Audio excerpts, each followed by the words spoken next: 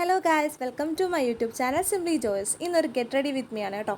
ഞാൻ എൻ്റെ കസിൻ ചേച്ചിയുടെ എൻഗേജ്മെൻറ്റിന് പോവാണ്. ഞാൻ ഈ മഞ്ഞ സൽവാറാണ് അതിന് വേണ്ടിയിട്ട് സെലക്ട് ചെയ്തത്. എങ്ങനെയുണ്ട്? അടിപൊളിയല്ലേ? ഞാൻ തുപ്പാശ്ശേരിയിൽ നിന്ന് വാങ്ങിച്ച കേട്ടോ. ഇതെൻ്റെ മേക്കപ്പ് കിറ്റാണ്.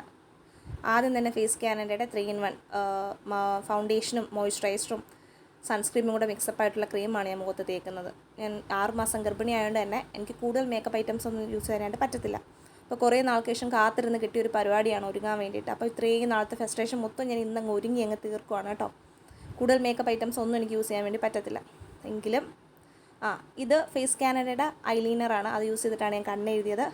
അതിനുശേഷം കാജൽ ഉപയോഗിച്ചിട്ട് കണ്ണിന് താഴെ ജസ്റ്റ് ഒന്ന് ഫില്ലപ്പ് ചെയ്ത് കൊടുക്കുകയാണ് ചെയ്തത് കേട്ടോ.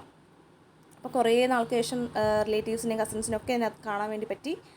ഇത് ഫേസ് കാനഡയുടെ ലിപ്സ്റ്റിക്കാണ് ഞാൻ ചൂസ് ചെയ്തിട്ടുള്ളത്. അതിനുശേഷം കളർ കുറവായി തോന്നിയപ്പോഴത്തേക്ക് ഞാൻ സ്റ്റുഡിയോയുടെ ഒരു ഷെയ്ഡും കൂടെ ആഡ് ചെയ്തു.